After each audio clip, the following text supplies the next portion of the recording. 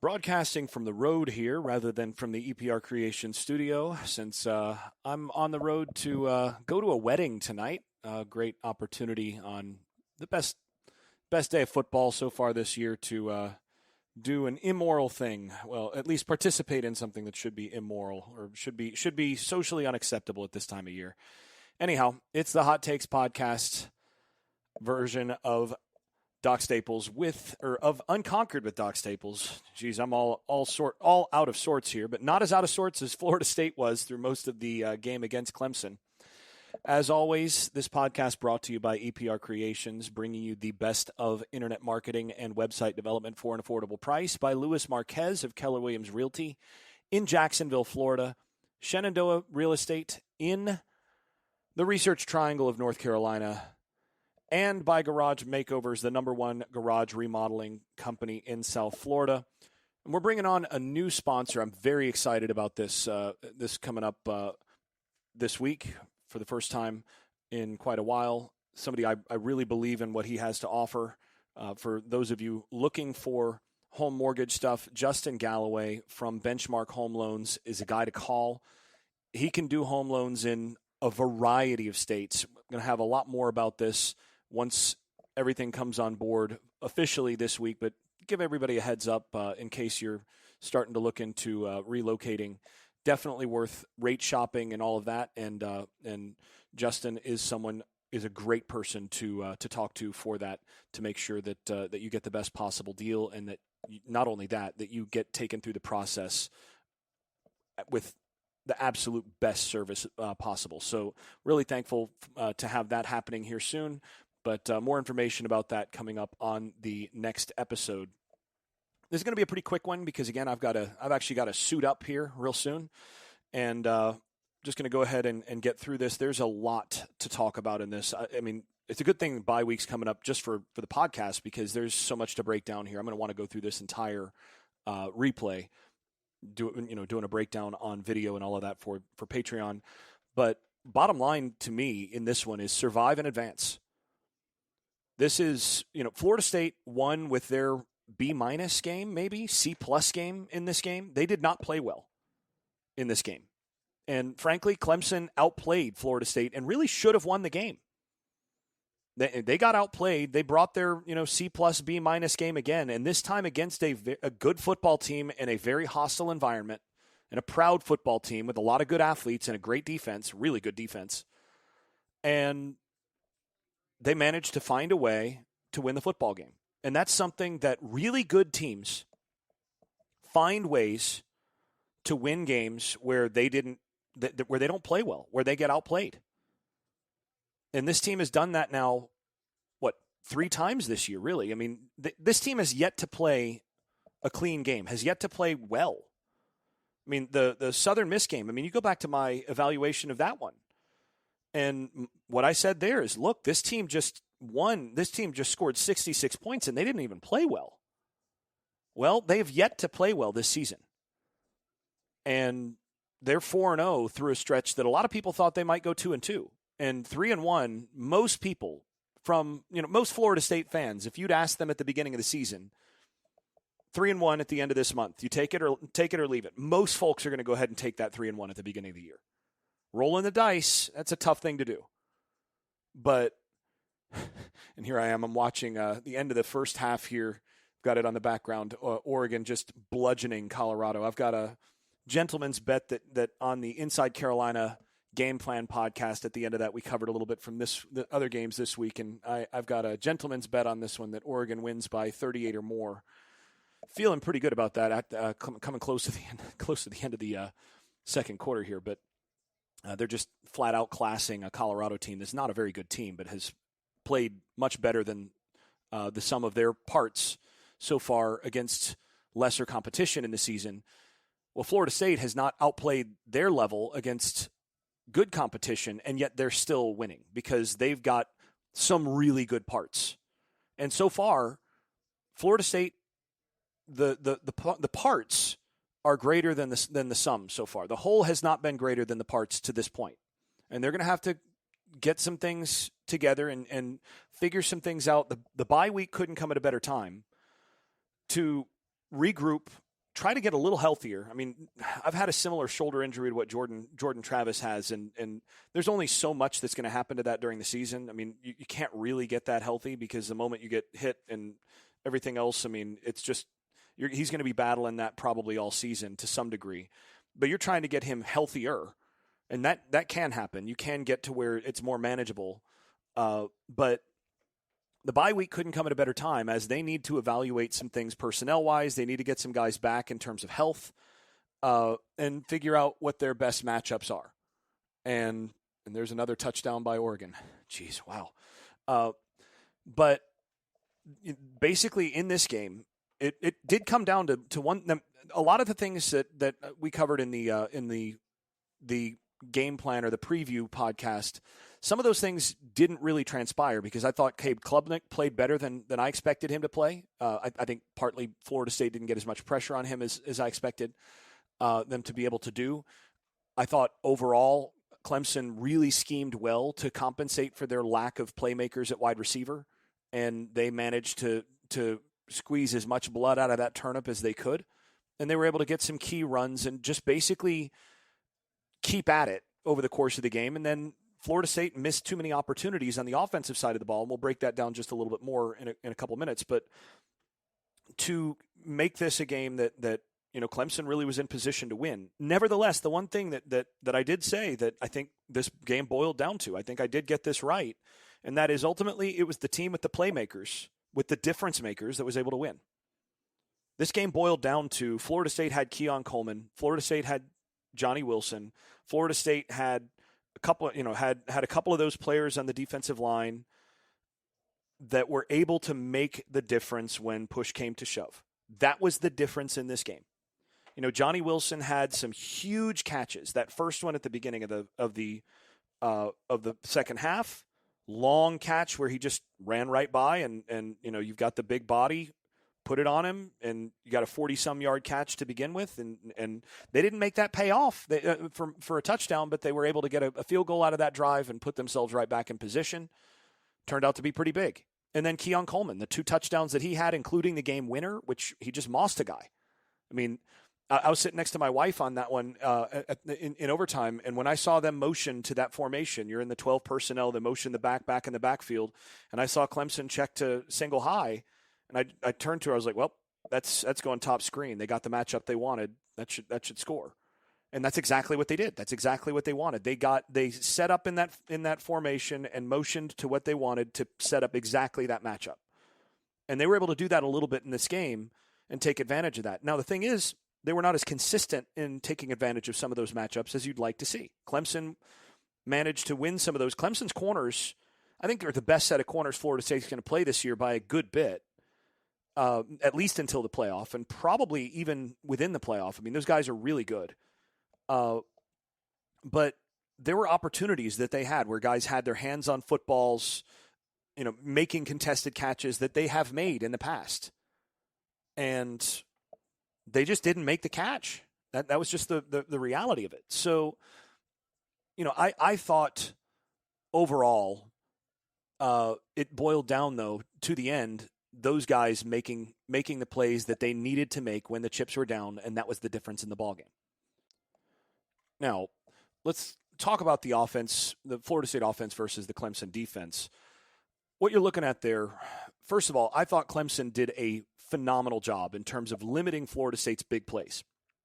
Everything was contested. There was nothing that was, with the exception of that one Johnny post route, there was nothing where a guy was really running uncontested that Florida State was, where the ball was able to find it. Now, I thought Jordan Travis missed some opportunities in this one. I mean, you could go back and look at the one that Keon Coleman caught on that scramble drill. Coleman was open like 2 seconds before Travis was able to recognize it and get him the football. You get him the football earlier there, and he is running in space. And there have been some opportunities, and there were some opportunities for some bigger plays that they just didn't hit. And I think Jordan's struggling a little bit. The numbers don't show it quite as much, but I don't think he would be very happy with how he's played so far in the year. And there's been a lot of yards left on the table just in terms of poor throws, poor location, and then missing some reads here and there, being a little bit slow on some things.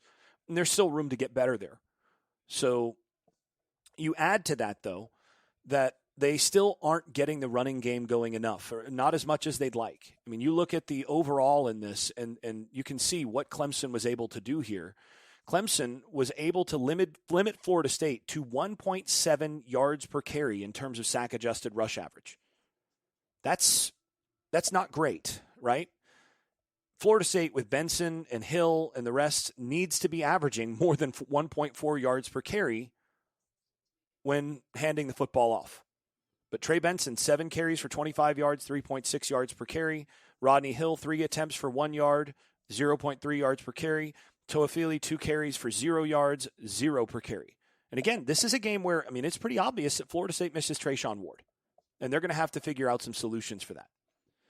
But I also think that this game was a factor where Travis's legs were less of a threat in this one than I thought Florida State would make it. I thought Florida State would kind of force that issue a little bit more, and I think he's just more injured in that respect than what you'd like. They didn't really want to put him at risk of them not having him in this game. And then the other thing is where they had some opportunities. They ran a number of read plays where Travis could pull it on the edge, and he didn't pull it because Clemson did a phenomenal job of always having a +1 in the box on the edge there who made it difficult, who made it complicated for the quarterback. And that's something that he needs to, or that they need to have some answers to. But Clemson, I'm going to cover this a little bit in the recap. There are quite a few where it looks like it should be a pull because, Clemson stopped it up pretty well on the front side. But if you look at it, at the time that the read is happening, they're slow playing it just right on the backside so that it's a give read. And there were some times where Florida State needed to have some built-in run counters for that to get Travis's legs involved and to maybe give Travis the go to, okay, pull it when it's muddy on that look the next time, and you're going to win your one-on-one with that guy. But maybe he's not going to win the one-on-one with that guy right now. And there were a couple opportunities where they got him on the edge on some, RPOs with the slip and somebody ahead of him, and he did not look comfortable tucking and running that. There are a couple where I was a little frustrated that he didn't just go ahead and tuck it, take the 7, 8, 10 yards instead of trying to take the vertical to Johnny on the outside once you get on that edge. I understand wanting to take that vertical though. Johnny has position and all of that, but Jordan's not made that throw very accurately so far in the season. And again, that was I think a big factor here. I mean, I talked in the pregame that I thought I thought that Florida State would need Jordan Travis's legs in order to be able to get the running game off the ground in this game. And they didn't get Jordan Travis's legs, and they weren't able to get the running game off the ground. And that was a big factor in what was a disjointed offensive performance in general from Florida State. And, right now, Florida State's passing game is very big play oriented. It is very much a lot of 12 personnel. They're doing a lot of stuff where there's there's a tight end attached, or, 2 H-backs that are in the box. So 2 essentially tight ends in the box. And that's going to give you some favorable one-on-ones outside. A lot of teams against that look, against a tight look, especially with 2 H-backs rather than two tight, a lot of teams are going to check to cover 1 type stuff on that. They're not going to go as much too high, or some teams are going to check to a cover 2 type thing, to cover 2 type look, where you're going to have safeties over the top. So depending on what they check to, if they check to single high stuff, you're going to get great one-on-one matchups on the outside, and that's one of the reasons that Florida State checks to that. I mean, that's what they did in the final play of the game on offense when they got the one-on-one to Keon Coleman. You look at that formation where you've got it's a 2x2 with wings essentially. That 2x2 with wings, as soon as Clemson sees that, they're trying to take away the run. They've got to get a +1 somewhere, and they're going to check to a single high. Well, that gives you that one-on-one. You need to win that one-on-one if they give it to you. And Florida State is taking the approach that if you keep giving us that one-on-one, and you're giving us one-on-ones with Keon Coleman and with Johnny Wilson, we're going to win that eventually enough times that we're going to win the football game. It's the whole 80-20 philosophy. Like, look, if my guy, and so far Florida State's not been 80-20 even with those guys, but if my guy is going to come down with it 60% of the time, and then the other 40% is either a incompletion or a pass interference, or it's incomplete. That other 40%, it's one of those, and almost never going to turn into a turnover for you because of the nature of the play. So, I mean, that ends up being a higher percentage if you're able to do that. But they've not been quite at the percentage that they'd like to be on that, and they do need to improve on that a little bit. But that's one of those things that against good defenses, it's tough because it gives you an out against really good defenses. So that's something that's one of the reasons why they keep doing this. You keep getting a lot of questions of why do they keep throwing all those verticals? It's not actually the worst strategy in the world if you've got the kind of guys that they have on the outside. That's what it boils down to. Now, again, they need to execute that better, and I do think they need to have some counters for some other things on the inside that are going to be better to supplement that if they're not always winning on those. But I see why they're doing what they're doing. Now they're going to have some opportunities over the next few weeks to try to develop some of those other things. I mean, they were thrown right into the fire. LSU and Clemson in the first month, they had to hit the ground running and really didn't have a whole lot of time to spend developing or, working certain things out. They had to sort of hit fully formed, and they scraped by. But again, you get to this stage of the season at 4-0, and you've set the table for really the rest of the season and put yourself in the catbird seat for the ACC to make it to the ACC championship game and to give yourself a legitimate chance, a real chance of making the college football playoff. You're going to have to get a lot better to have a chance of winning in the college football playoff, even a semifinal, let alone the national title game.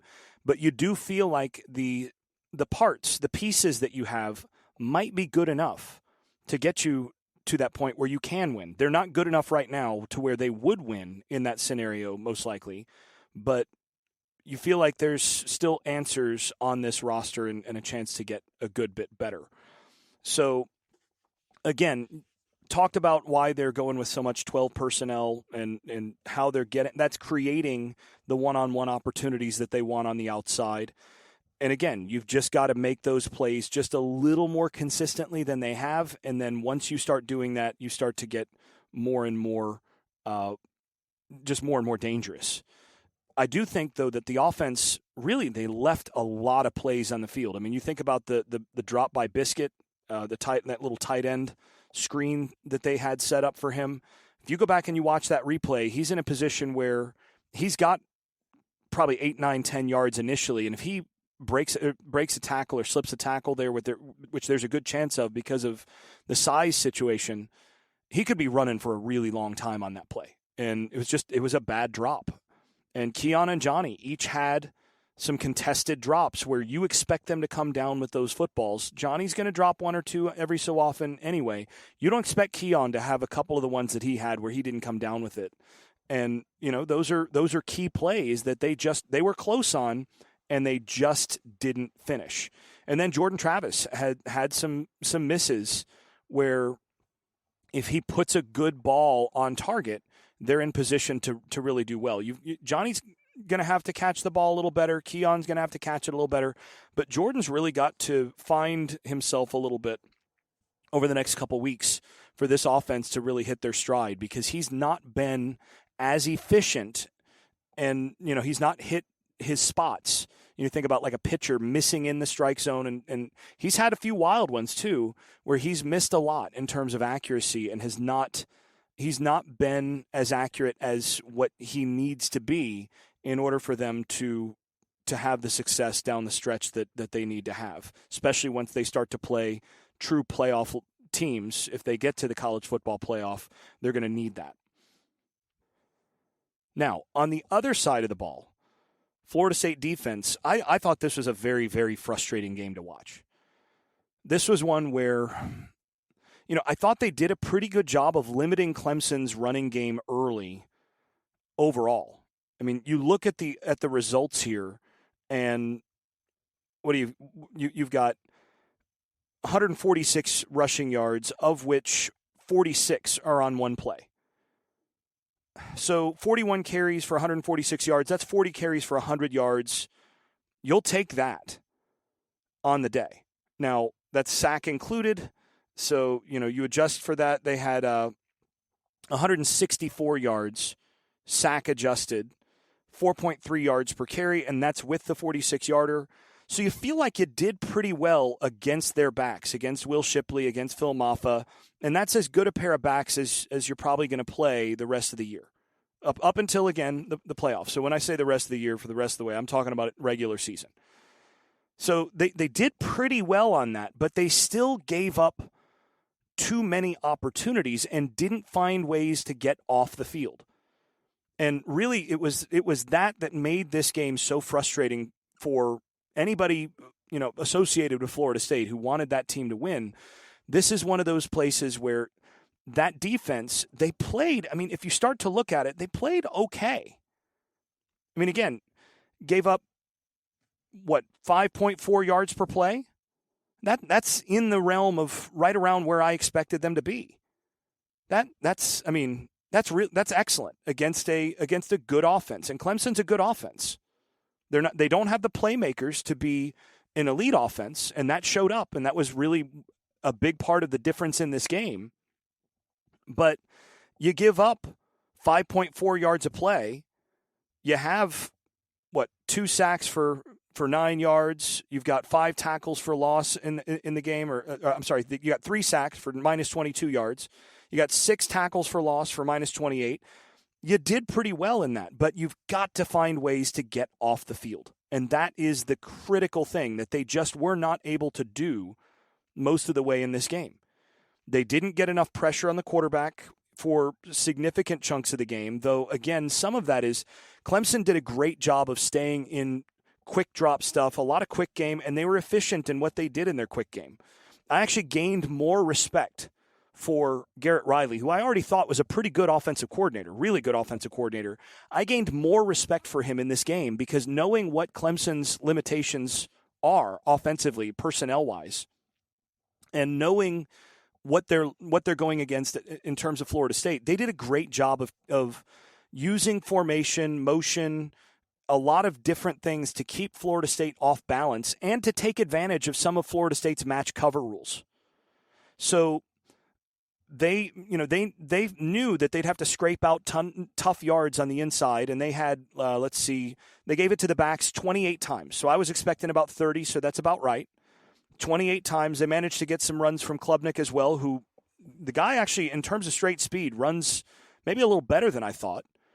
But they knew they'd have to scrape out the tough yards in the running game and just stay ahead of leverage, and they did a pretty good job of that on the day. And when they got to 3rd and 7, 3rd and 8, they were able to get some of those conversions with the quick passing game. Now, that's the place where, again, Florida State's defense was really frustrating. And it wasn't just on 3rd down, but also, in some of these other cases. They did a great job, like I said, of manipulating Florida State's match rules and just the way that FSU leverages certain things to where they were able to regain leverage. One of the main things is they were able to use trips or tray formation, so 3 receivers or a tight end and 2 receivers to one side. And they're then going to expect Florida State to play outside leverage on the outside man on that. And they're going to use the inside players to pull the supporting coverage because Florida State likes to funnel in those situations to an inside player.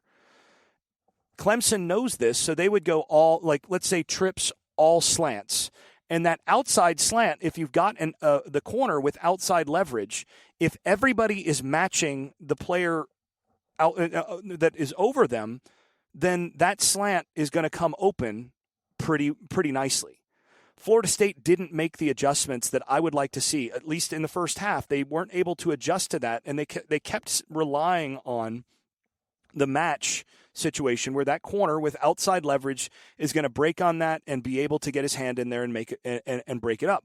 Clemson executed it really well. Klubnik put it on the body.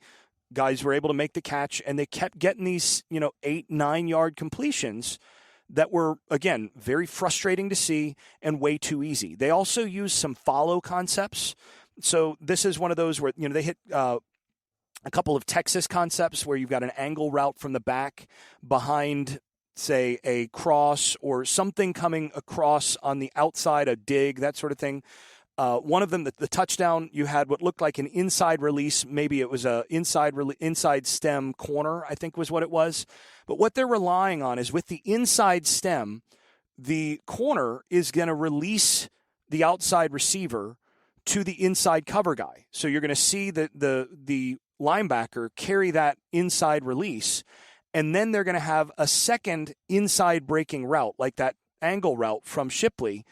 And Shipley then is going to be one-on-one with the corner coming from the outside, and all he has to do is turn that Texas route into that angle route, and he's running away from coverage, and it's right in front of the quarterback's face. It's one of the easiest completions in football. And they kept getting that sort of thing by using some of those follow concepts where they know that Florida State is going to match with this. They're going to carry the player who comes through that zone that way. We're going to put a second player into that zone that player is going to vacate, and there's just not going to be somebody there. FSU is going to have to clean that up, and they're going to have answers for teams that do that coming up, because everybody just saw what Clemson was able to do with, honestly, some lesser playmakers and some really good backs to take advantage of some of that in the passing game. And those free access inside breaking routes it just makes it too easy for an opposing quarterback. And I think they're going to have to find ways. And I know Greg McElroy kept talking about Florida State playing man-to-man. Most of the time, they're not in true man. They're in cover 7, so you're playing outside leverage, or in some cases, they're playing some sort of robber coverage. Again, outside leverage, and you're funneling. That can work really well, but you've also got to be able to do some inside leverage, or you've got to be able to check if they're going to go with a trips type or tray type look. Then you outside leverage that outside guy, and you solo him so that you can push that to the sideline and force them to beat you outside. And I think with Florida State's corners on their outside, they're going to have to do some of that. Just play outside leverage when they go trips or tray. Play that inside, or play the inside leverage, force them to beat you outside, and force them to win on the verticals, over the top, that sort of thing, out routes, out breaking routes against guys with some good length. And I think that's something that they're going to have to do a little bit better. Clemson also started having success with the counter in the third quarter. They kind of figured out a little bit with Florida State, and they were able to get, essentially, Florida State usually spills the counter play. And essentially what they were able to do is FSU was going to be pretty aggressive with that edge player, so usually the defensive end, coming in and trying to hit the puller, the first puller, hit him, and ideally kind of hit him wrong shoulder, but you hit him square, and you try to force the running back to bounce. What Clemson did a great job of is essentially playing this for the spill and taking the player who's trying to spill and just pinning him inside. So essentially letting him run into wrong shoulder that, and then just turning and pinning him inside. And then they'd get the kick out on the second player on the outside, that basically the player who's the contain for the fill, or he's the fill against to clean up the spill. They would then get that player blocked, and then they were able to get some running yardage, so a nice running lane outside the pin, and then you've got that additional kick out that they're able to get, kick out or lead, that they're able to get some yardage on in the third quarter. And it started to look really concerning there, because they had found something, and FSU kept overrunning, essentially, or overreaching the spill and allowing that seam to develop. And there's a really nice job by Clemson up front to figure that out and get that to work.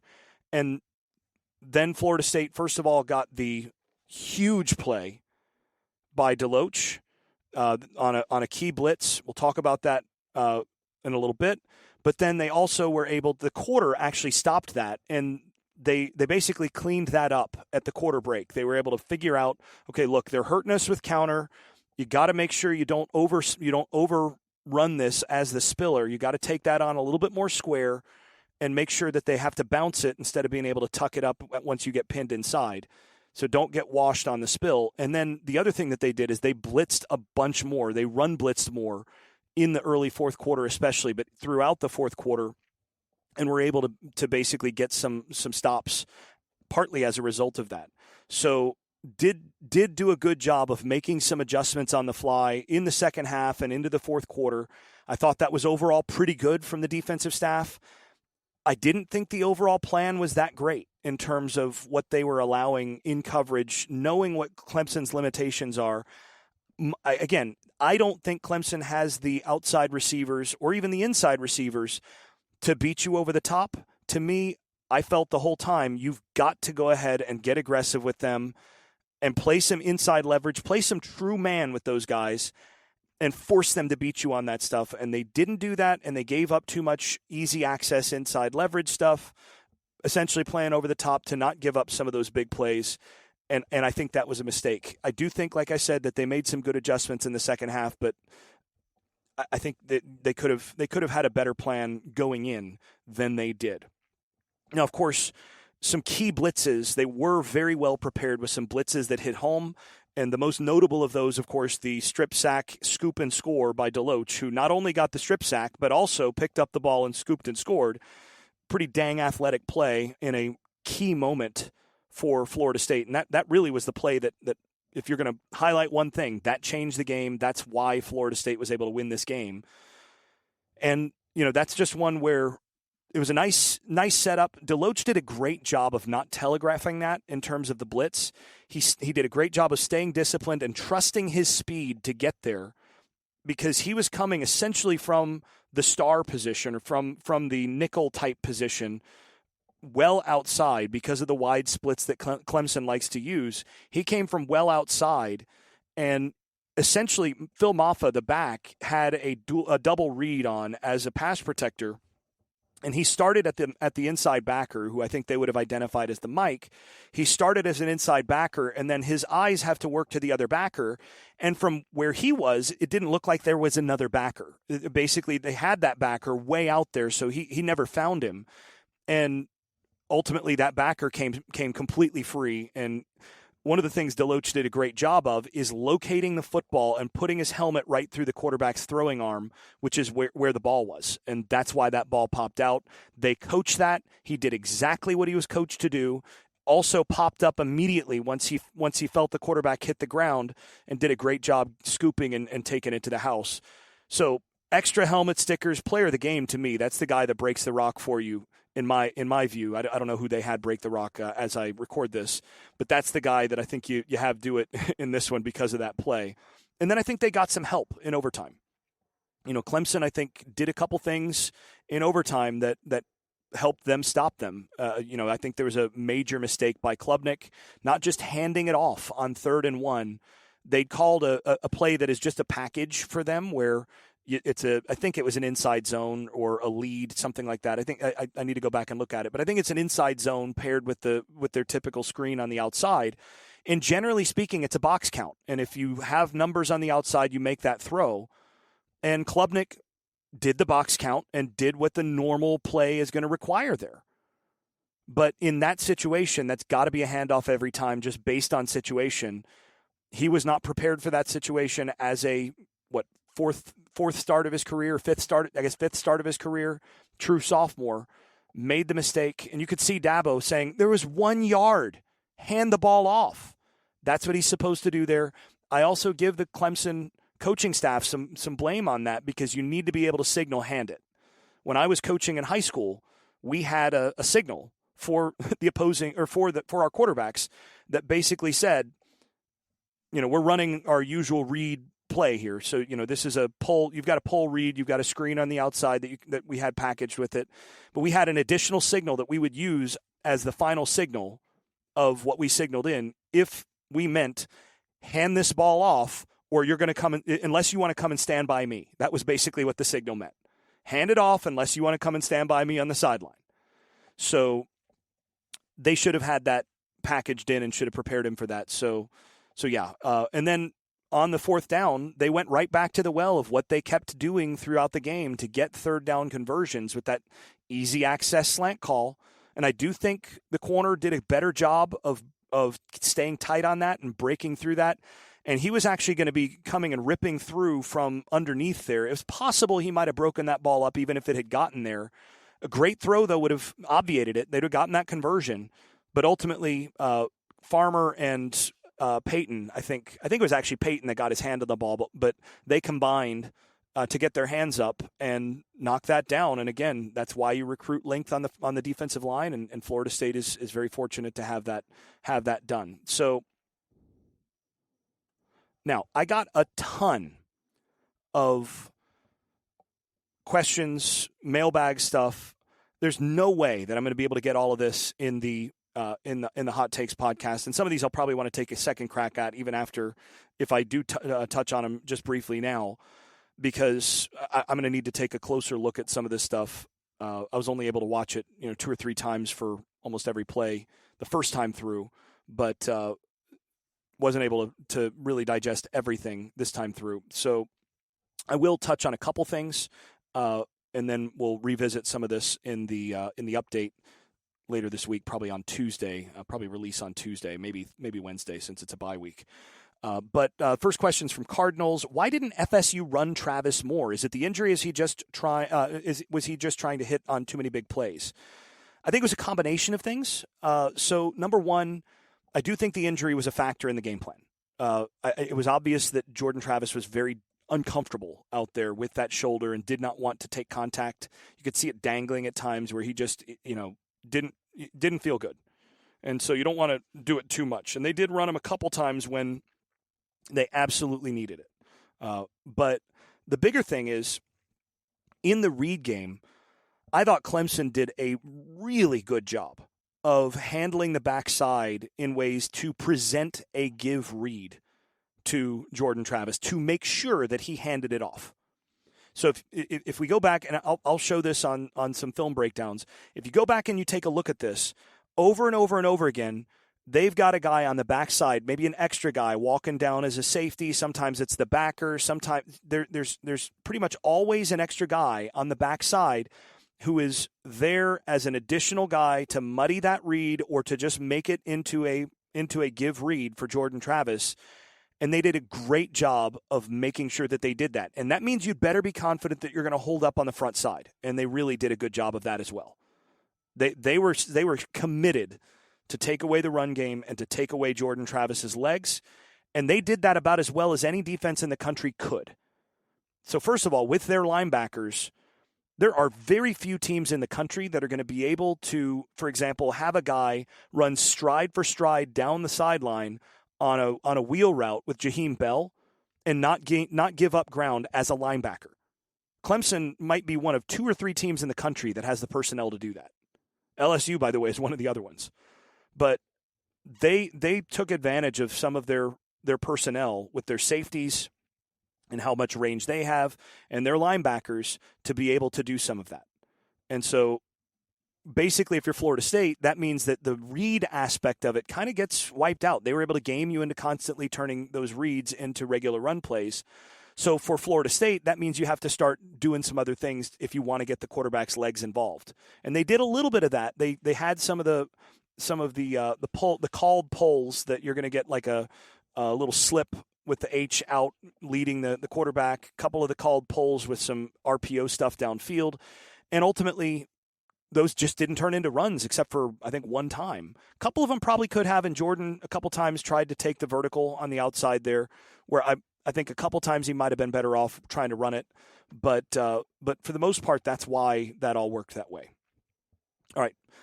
Next question. What's up with our running game? Is it blocking or backs not hitting the holes? Looks like a lot of dancing. So I'm going to have to address this more with film, but it's complicated. So one time it's one lineman missing something. The next time it's the back missing the seam. Next time it's something else. I think they've just got to let it gel a little bit. And once they get things moving and they kind of figure out where they want guys, it's going to be a little better. Now, one thing I do think they need to really examine, I think they need to especially once Robert Scott is healthy, and he may be healthy enough to play after the bye.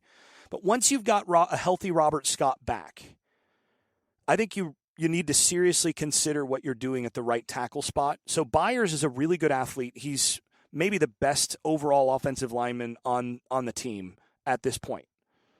And he's going to play in the NFL. I don't think he's a right tackle. I think he's a guard. And, I think for a guy that's not his natural position, he's a really good right tackle. But he had his hands full today, and the last couple of weeks, Byers has had some misses and some mistakes and just some missed blocks in the run game that have stood out to me at different points. What I'd like to see, and I think your best offensive lineup right now might be Byers at guard, and then Bless Harris and Robert Scott at the two tackles. Because I think that allows you to use the quickness and the power that Byers brings to the table and have some of the advantages from those two tackles. I think that might be your best lineup. I think coming out of the bye, that if you've got a healthy Robert Scott or whenever this starts to come around, I think you've got to start considering that as a possibility, and you might want to give him some reps at guard in practice over the break. So that's one thing I think they should examine. Last one I'm gonna take for the present, because these other ones I think I'm gonna have to address with film. This is from Prince. Do we have slot receivers? Destin Hill, Winston Wright. What's the deal? So, yeah, good question. I do think, we did expect this to be a 12 personnel team. I said that as soon as they got Jaheim Bell, I was like, I think this is going to be a 12 personnel primary team. You're going to see a lot less 11 personnel, 3 receivers with this team. You're going to see a lot of 12. You're going to see some 21, but you're not going to see as much 11 just because they can go big and force defenses to match up with that big personnel. And then that takes that extra defensive back off the field, and you feel like you've got some mismatches that are going to develop when you keep them big. And I thought that's what they wanted in this game. I think they felt like Clemson's strength was their secondary, and I think they thought they could get the more favorable matchups with the big personnel and forcing Clemson to focus on stopping the run and getting one-on-ones with those outside corners and take the safeties essentially out of play in the pass coverage, because the strength of Clemson's defense really is the two backers and the two safeties up the middle. They thought, I think, that they could get favorable one-on-ones with Wilson and with Coleman and take the safeties out of it by going bigger, and that also gives you the ability to do more in terms of protection, to chip on the edges and all of that. So this was one of those where they're going to take advantage of the outside, and they're going to rely on Clemson trying to get more guys in the box against the big lineup. And ultimately, the returns on that were mixed. So, and partly because they weren't able to take advantage of the one-on-ones, I think, as well as they'd hoped. Partly because Jordan Travis didn't put all of those throws on target. And then there were a couple others where they didn't come down with a couple of the contested catches that those guys make day in, day out in practice. So yeah, I think that's it for now. I'm going through some of my in-game notes before we go. Yeah, the execution on that trick play punt return, they had a nice trick play on where Coleman went to the opposite side. The whole design there was for Toafili to leak and pick up the ball off the ground and then potentially have a wide open field there. Clemson's punter just hit it too close to the sideline and hit it too far, and they weren't able to end up doing it. Basically, better execution from the punt team kept them from being able to take advantage of that. But they've done it before with some success and got close again. Beyond that, I think, again, the takeaway here is survive in advance, and really good teams are able to win with their B and C game against other good teams. And that's a sign of a healthy culture. That's a sign of a team that is a real contender. When you win this kind of game on hostile soil against a team like a Clemson, when you don't actually play well, that bodes well for the future.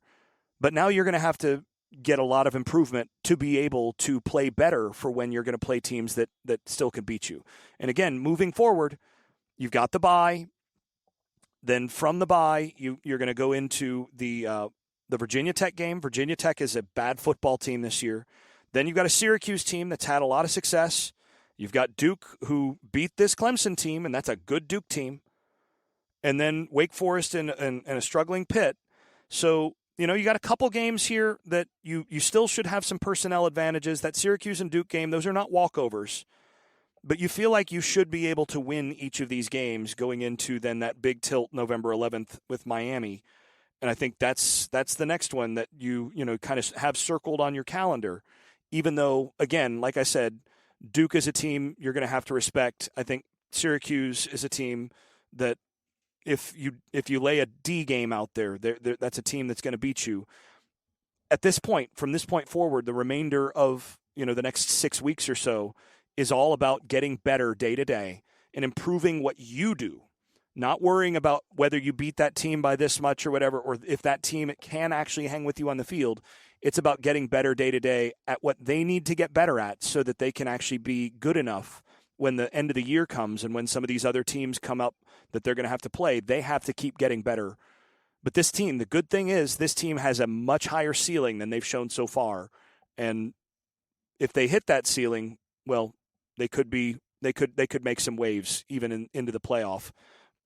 They just have a long way to go to get there. This has been the Unconquered podcast, or better yet, Unconquered with Doc Staples, Hot Takes Edition.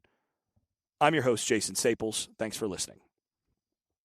I'd like to thank my advertising partners, EPR Creations, Louis Marquez of Keller Williams Realty in Jacksonville, Florida, Shenandoah Real Estate at shenrealestate.com in the Research Triangle of North Carolina, Garage Makeovers in South Florida, and then, of course, if you have not stopped by the Unconquered Podcast shop at unconqueredpodcast.com, you can buy stickers and all sorts of other gear.